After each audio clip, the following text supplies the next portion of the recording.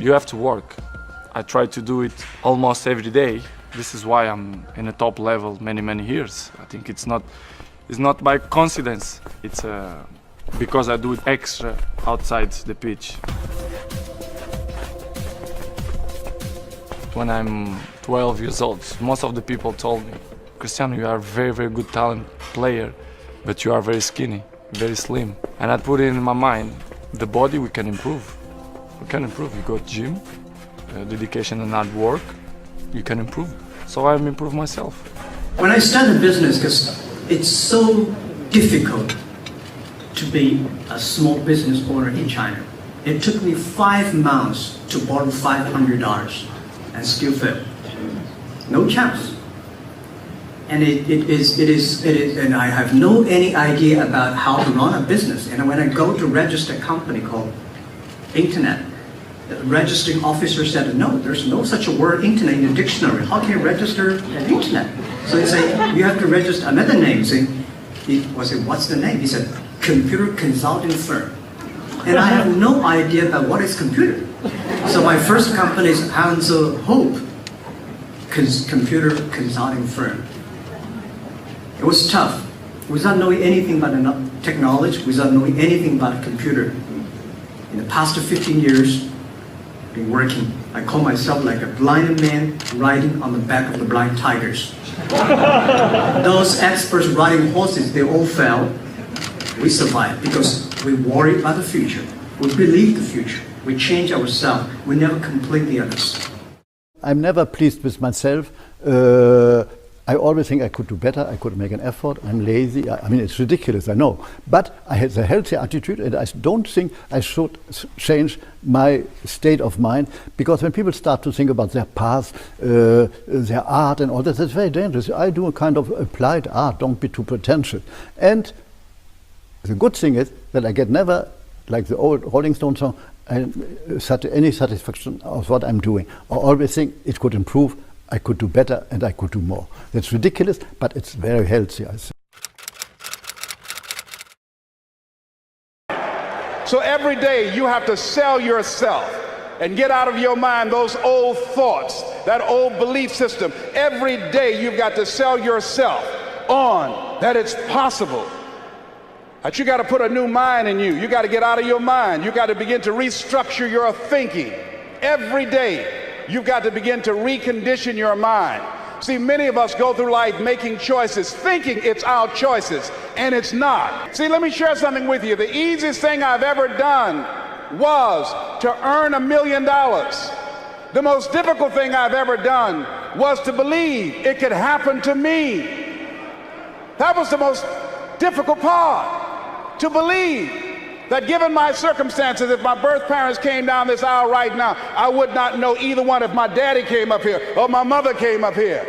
Given the fact that I was born in an abandoned building on a floor, being labeled educable, mentally retarded, not having any college training, I used to feel all my life that people who had college degrees were more intelligent than me.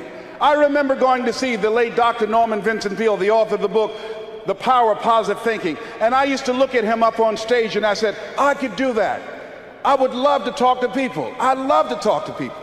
And I said, I could do that. But then when I started going back to my car, my mental conditioning activated itself. And it said, Les Brown, you can't do that.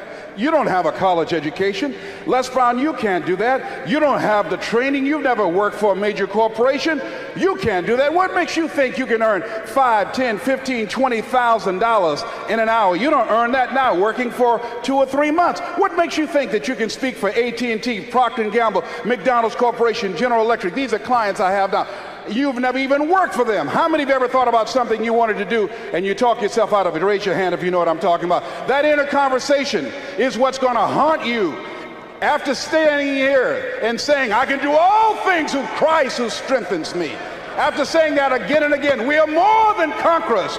That inner conversation will cause you, when you leave here, to go back leading a life of mediocrity, leading a life of unproductivity, leading a life of poverty. So I'm going to share with you how to break out of that.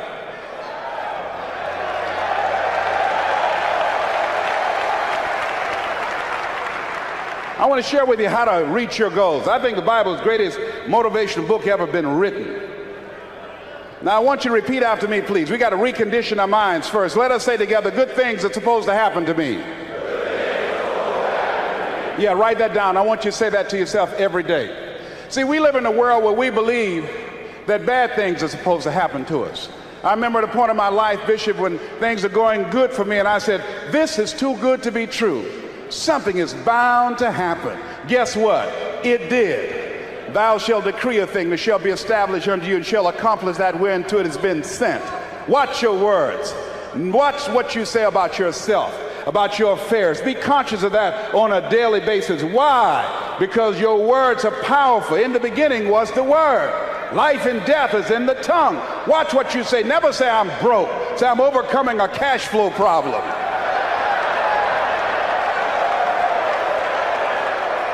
Claim what you want, not what you don't want.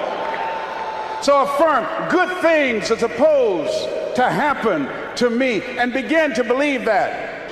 So here's the first step to accumulating wealth. If you expect to do it, write this down. You must be willing to do the things today others won't do, in order to have the things tomorrow others won't have. That's why the book of life says the road to life is straight and narrow, and few there be that find it, because few there be that are willing to do the things today others won't do, in order to have the things tomorrow others won't have. What are the things that others won't do? Number one, make discipline a major force in your life. How many of you know if you'd have been more disciplined, you'd be further along to reach your goals right now? Socrates said the undisciplined life is an insane life. The road to life is straight and narrow, because few there be that are willing to discipline themselves. Here's something else that most people won't do. Make it okay to fail. A lot of people, 85% of people, allow their fear of failure to outweigh their desire to succeed. Repeat after me, please. Anything that's worth doing is worth doing badly. Yeah, see, anything is worth doing right, as we have been taught, if you know how to do it. But if you don't know how to do it, it's worth doing badly until you get it right. I bet you, and I wasn't there, I bet you that when Bishop T.D. Jakes first stood up to preach, when he gave his trial sermon, he did not have the command, he did not have the mastery, he did not have the confidence, he did not have the depth, he did not have the capacity to translate and milk scripture like he did last night when he first started out. Now write this down. You don't have to be great to get started, but you have to get started to be great. You want to master your talent. Find out what it is that you love to do. I love to talk. Scripture is another key that says to us of what we need to do to begin to develop ourselves. Luke 12:34, where your treasure is, there will your heart be also. So what do you love to do? And then explore ways in which you can earn a living doing that. Cooking, writing, painting, working with numbers, working with people. The other thing is, not only must you have knowledge, talent, some skill, but the other thing that's important, faith to act on whatever your dream is. See, if you don't believe in yourself, how many people you know that have a lot of talent, a lot of abilities, but they don't believe in themselves? Raise your hands. See, that faith is very important. So the faith to act on those dreams, those desires, to make greater impact. So what will allow you to do that? You got to spend time working on yourself. In order to do, write this down, in order to do something you've never done, you've got to be someone you've never been. In order to do something you've never done, you've got to be someone you've never been. That's why Scripture says you must be born again. You've got to die as you are now. You've got to be willing to give up who you are now for what you can become. Certain things will no longer fit into your life.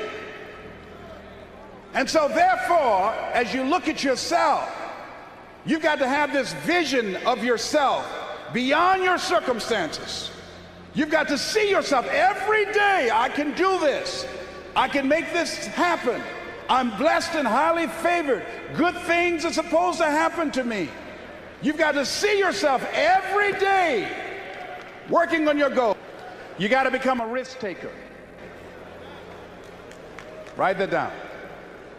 Viscott said, if you're not willing to risk, you can't grow. And if you can't grow, you can't become your best. And if you can't become your best, you can't be happy. And if you can't be happy, then what else is there? What are the reasons? Write down while you're here at this Manpower Conference. Write down 5 compelling reasons of why you're going to keep your commitment to change your life.